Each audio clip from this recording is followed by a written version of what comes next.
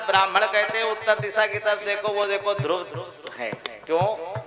जिस प्रकार वो ध्रुव उत्तर दिशा में अटल रहता है, वैसे ये सौभाग्य हमारा अटल रहे, तब उसे सौभाग्यवती का आशीर्वाद मिलता है। एक एक चीज में महत्व है, लेकिन हम लोग उस चीज को होते जा रहे हैं। लोकाचार में ऐसा होता है तो ऐसे कर देना चाहिए। उनसे पूछो विवाह जो किसके घर में होता है कि विवाह की कितनी रीतें तुम करते हो। सुबह मंडप विसर्जन निहारन काहे होता है? पलछन क्यों होता है? सुबह समधी वो मंडप की गांठ क्यों खोलता है? लेकिन रीत है वो। विवाह अंदर बहू गई नहीं, सुबह हो रहा है तो कलेवा खिला दो और दे दो। लड़का भी बैठ गया, हम नहीं खाएंगे, काहे जंजीर चाहिए, नहीं खाएंगे कुछ। लेकिन इधर अगर विवाह चरित्र में जो दान की पद्धति चल रही है, तो दान की पद्धति में राजा दशरथ की तरह होना चाहिए। लड़की वाले को नहीं, लड़के वाले को। आजकल लड़का वाले तो तय करके लेते, पहले लिस्ट बना देते। तो भिखारी कौन है? कौन भिखारी हुआ? लड़के वाला। क्यों भिखारी हुए?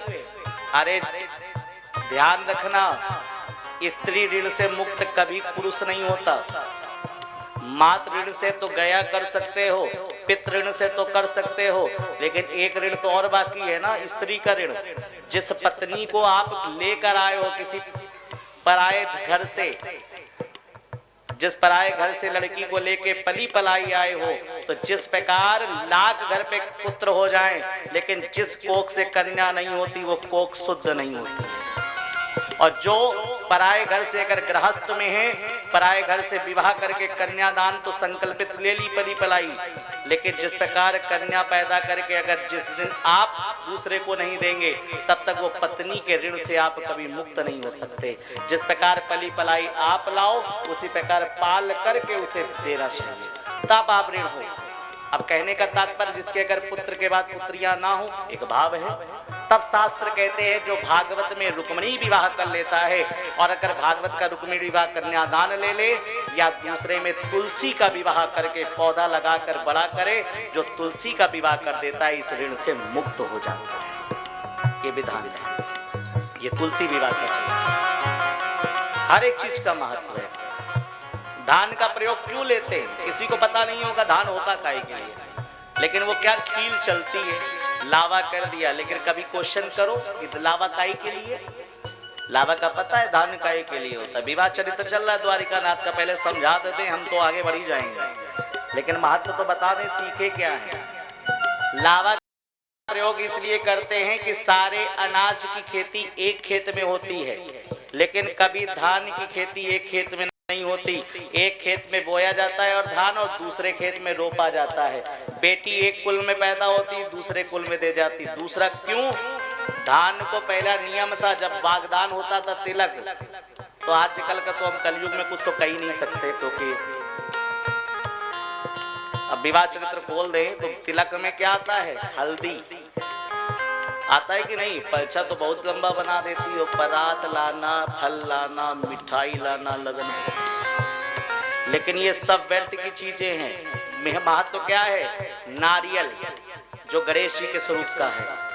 हल्दी क्यों? क्योंकि कन्या के विवाह में हल्दी, और पुत्र लड़के के विवाह में सुपारी चलती, लड़की हल्दी का प्रयोग नहीं किया जाता। हल्दी आती है, सुपारी आती है, पीला चावल क्यों 1.25 किलो आता है, धान क्यों आता है, सफेद कपड़ा क्यों आता है? क्योंकि सफेद कपड़े से पटुका बनता है, और पटुका बांधकर उसी में गांठ बांधकर जिसमें कन्या लगन लगाती है, तो चढ़ करके वो बांध करके उसमें ग्रंथि बंधन करके कुलवंश बतूल आता है।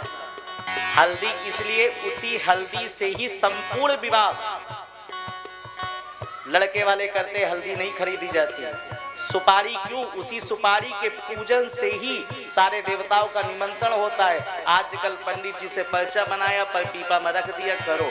और जो 300 ग्राम आई है, 1.25 किलो सुपारी वो रख दी अलमारी में। मातवी नहीं पता है। पीले चावल क्यों? क्योंकि सफेद चावल विवाह में निषेध हैं। पीले चावल इसीलिए 1.25 किलो भेजे जाते हैं। उसी से पितृ निमंत्रण होता है, उसी से कलश का पूजन लड़के वाले करते, जो सामग्री उधर से आती है। ये महत्व है एक चीज का।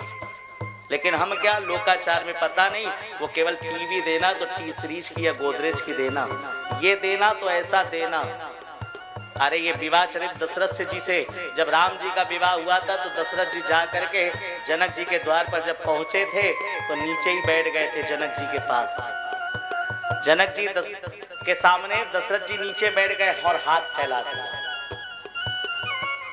तो जनक जी घबरा गए, तुरंत ही उठ के, अरे क्या कर रहे हो, ये क्या कर रहे हो आप? अरे आप तो हमारे समधी हो, आप हमारे द्वार पर लड़के वाले हो। दशरथ जी ने क्या कहा था जनक जी से? नहीं। समधी का तात्पर्य जानते हो? नहीं बताओ, केवल बढ़िया समधी, कोट पैंट पहन के जन्म समधी है। ये भी रहेगा तिलक कराओ, तुम नहीं रहेगा। आजकल एक नई रीत है, जितनी लेडीज जाती है उन्हों का तिलक होने लगा। क्या माँ, तुम्हें तो समझ ही नहीं पाता कि लोकाचार हो क्या रहा है, धर्म कहाँ जा रहा है। लेकिन समधी का मतलब क्या होता है? समधी, जो दोनों पक्ष को बराबर समानता से रखे, वो समधी है। और आजकल क्या होता है, बिल्कुल कालर ऊपर करके हम लड़का वाले, चाय नहीं आ रही 10 बार, नाम है समधी का। अरे राजा दशरथ का ग्रंथ उठा लो, श्री रामचरितमानस का। राजा दशरथ जब द्वारचार में पहुंचे थे, केवल अंदर नहीं गए तो हाथ फैला दिया था। क्या कह रहे थे? हम तो तुम्हारे द्वार के दाता बने हैं, भिखारी हैं। बोले क्यों? बोले हम पली पलाई, आप मुझे बेटी दे रहे हो, हम तो लेने वाले हैं, तो लेने वाला हमेशा नीचे होता है और देने वाला ऊपर होता है, तो हम तुम्हारे द्वार के भिखारी हैं जनक, हमें कुछ नहीं चाहिए, सबसे बड़े दाता तो आप हो। और हम क्या करते हैं? सीना ठोक करके जाते कि हम लड़का वाले बनना है, दशरथ बनना है, तो दहेज प्रथा मांगना नहीं चाहिए। कभी किसी से मांगने से घर की पूर्ति नहीं होना चाहिए। अरे कन्या के पैर ही पड़ जाए, उसका भाग्य ही बदल जाए, तो पता नहीं क्या घर में फैल जाए। हमें मांगने से किया तो क्या जीवन में किया। इसलिए पुत्र पैदा करते हो कि पैकेज 30 लाख का तो इतना तनख्वाह होनी चाहिए, तो भिखारी कौन हुआ? तो राजा दशरथ। क्या भाव है, समझिए भाव को धीर से। इसलिए ठाकुर ने अगर धन दिया हो तो जिस कन्या के घर में कोई ना हो, वो कन्या अगर निर्धन है, गरीब है, तो उसका स्वयं माता पिता बन करके जीवन में कन्यादान करो, ये सौभाग्य होना चाहिए।